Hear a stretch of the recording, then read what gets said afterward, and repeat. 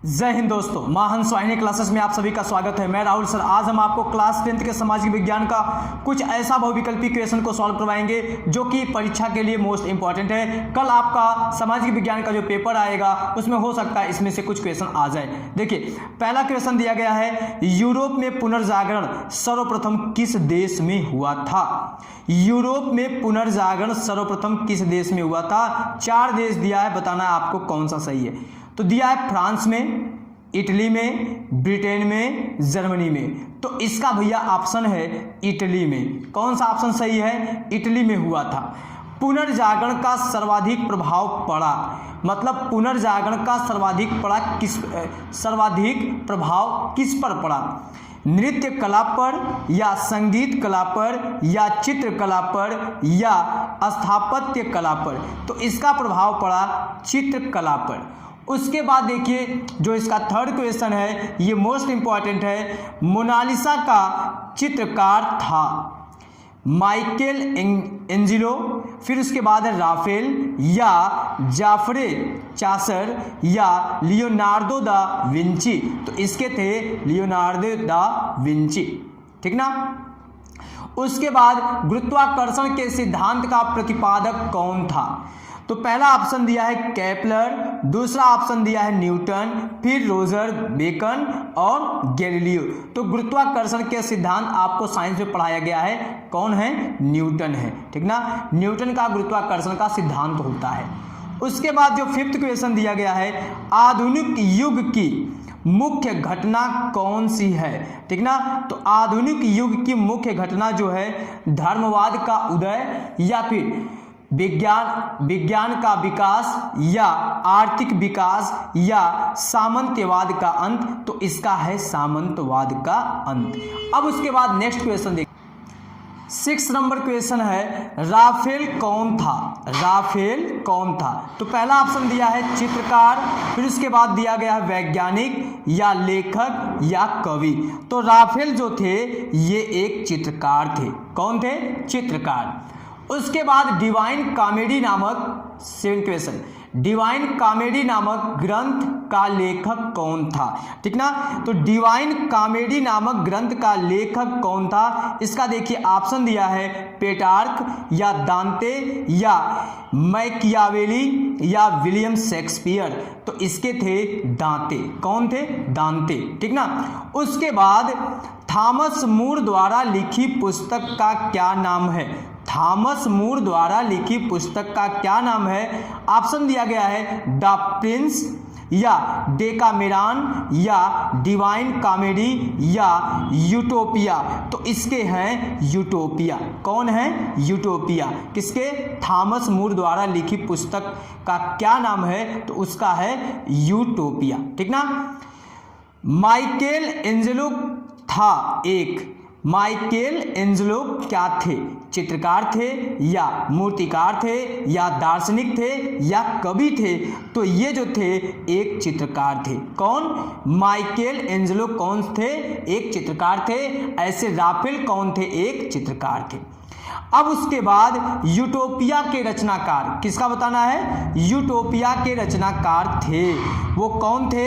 Utopia के रचनाकार कौन थे? यूटोपिया के रचनाकार जो आपके थे टॉमस मूर थे। कौन थे? टॉमस मूर थे।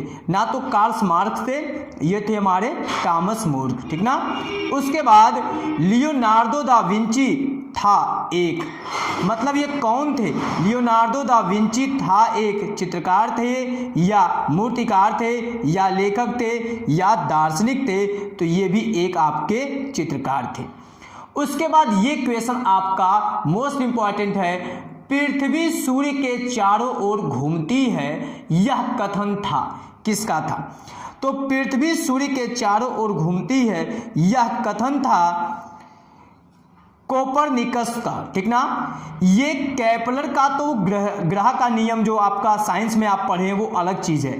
यहाँ पे न्यूटन का या गैलीलियो का, तो ये पृथ्वी सूर्य के चारों ओर घूमती है, ये कथन था कोपरनिकस का, ठीक ना। ये बताए कि पृथ्वी सूर्य के चारों ओर घूमती है। उसके बाद दूरबीन के आविष्कारक थे गैलीलियो या न्यूटन या कोपरनिकस या केपलर। तो इसके जो थे गैलीलियो थे, दूरबीन के आविष्कारक कौन थे? गैलीलियो थे। उसके बाद शेक्सपियर किस लेखक किस देश का नागरिक था? ये क्वेश्चन उतना इंपॉर्टेंट नहीं है, बट ये देख लीजिए शेक्सपियर किस देश का नागरिक था, ये मोस्ट इंपॉर्टेंट है। शेक्सपियर जो थे वो आपके इंग्लैंड के थे, तो इसका पहला ऑप्शन सही हो जाएगा। उसके बाद जूलियस सीजर के रचनाकार, जूलियस सीजर के रचनाकार थे। अब यहां पे दिया गया है दांते या शेक्सपियर या थॉमस मोर थे या मैकियावेली। तो जूलियस सीजर के रचनाकार थे शेक्सपियर थे। कौन थे? शेक्सपियर थे। अब चलते हैं नेक्स्ट क्वेश्चन पर, देखते रहिएगा। क्वेश्चन नंबर देखिए जो 10 दिया गया है, ये भी मोस्ट इंपॉर्टेंट है। वास्को डी गामा का जहाज भारत भूमि पर किस वर्ष पहुंचा था? तो वास्को डी गामा का जो जहाज पहुंचा था भारत में, वो पहुंचा था 1498 ईस्वी में। कितना? 1498 में। ऑप्शन 1492 दिया है, 94 दिया है, 96 दिया है, लेकिन है 98 वाला सही। ठीक है, नेक्स्ट क्वेश्चन देखिए। अब देखिए ये जो हम क्वेश्चन पे टिक लगाए हैं, 4 क्वेश्चन देखिए टिक किए हैं इस पे, ये भी क्वेश्चन मोस्ट इंपॉर्टेंट है। जैसे कि दिया गया है रेलवे लोकोमोटिव इंजन का आविष्कार किया था, मतलब किस वैज्ञानिक ने किया था, ये आपको बताना है। ठीक ना? तो इसका जो है पहला ऑप्शन दिया गया है जॉन मैकएडम ने, फिर उसके बाद जॉन स्टीफेंसन ने, फिर उसके बाद रिचर्ड ट्रेविथिक ने, फिर उसके बाद जेम्स वाट ने। तो इसका जो है रिचर्ड ट्रेविथिक ने किया था। ठीक ना? इसका ऑप्शन नंबर 3 सही है। किसका आविष्कार? रेलवे लोकोमोटिव जो इंजन होता है उसका आविष्कार इन्होंने किया था। उसके बाद देखिए इसमें ये वाला क्वेश्चन मोस्ट इंपॉर्टेंट है, जॉर्ज स्टीफेंसन का आविष्कार था। ठीक ना? तो जॉर्ज स्टीफेंसन का आविष्कार था, क्या था? मतलब उन्होंने रेडियो का आविष्कार किया या टेलीविजन का या कोयला ढोने वाला भाप का इंजन या मोटर कार का। तो जॉर्ज स्टीफेंसन के द्वारा जो किया गया कोयला ढोने वाला भाप इंजन का। ठीक ना? इन्होंने कोयला ढोने वाला जो भाप इंजन है उसी से आविष्कार किया था। उसके बाद जो क्वेश्चन नंबर इसमें देखिए 7 हम टिक किए हैं, ये भी आपका इंपॉर्टेंट है। भारत में रेल यातायात का प्रारंभ किसके समय में हुआ था, ये आपको बताना है। तो इसका देखिए ऑप्शन दिया है लॉर्ड कर्जन, लॉर्ड बेंटिक, उसके बाद लॉर्ड कैनिंग, उसके बाद दिया है लॉर्ड डलहौजी। तो इसका है लॉर्ड डलहौजी। क्या? भारत में रेल यात्रा का प्रारंभ या आरंभ किसके समय में हुआ था? तो लॉर्ड डलहौजी के समय में हुआ था। दास कैपिटल, नेक्स्ट वाला देखिए क्वेश्चन 8 नंबर। दास कैपिटल किसकी रचना है? दिया गया है लेनिन, कार्ल मार्क्स, फिर उसके बाद अरस्तु, उसके बाद दिया है प्लूटो। तो इसका है कार्ल मार्क्स। ठीक ना? उसके बाद चलिए नेक्स्ट क्वेश्चन हम इंपॉर्टेंट पे